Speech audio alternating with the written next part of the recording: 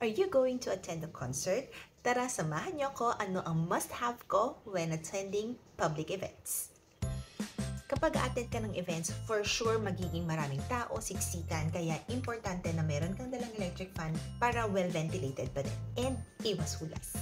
And speaking of iwas hulas, kailangan fresh na fresh pa rin. Kaya naman magdadala ako nitong Serum Fix Mist from Arcadia Beauty. Spray lang para fresh. Siyempre, kailangan meron kang touch-ups and meron tayo dito Arcadia Beauty Daily Lip Tint. Para pang touch-up ng lips, para fresh, hindi maputla kapag nagpi-pictures or nagpi-video.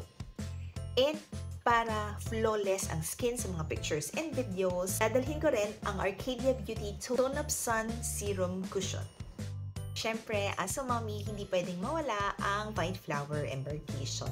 Very easy to use lang siya. You have to put it lang sa hands or sa palm, and then put it lang sa temples. Kung saan mo kailangan, like for example, kung masakit yung ulo or kung medyo stuffy yung nose, perfect to kasi hindi masakit sa ilong ang amoy niya.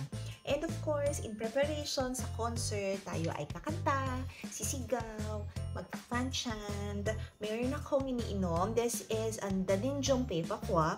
Ginagamit ko siya daily. 1 tablespoon lang siya to use. Pwede mo siyang ihalo sa hot water para ma-soothe yung throat mo. Pwede to kapag may ubo ka or if you're gonna talk a lot like sa work, ganyan. Perfecto.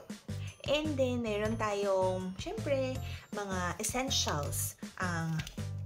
Wet tissue and dry tissue just in case kailangan nating malinis. And of course, kapag sinabi nating malinis, hindi mawawala ang ating hand sanitizer.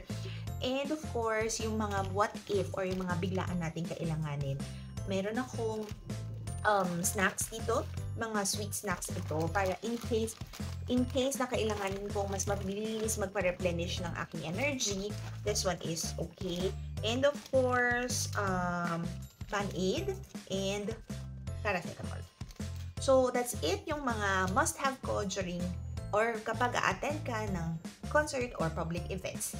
So, if meron akong naiwanan, please comment down below and let's see kung parehas ba tayo ng mga nasa list. Bye!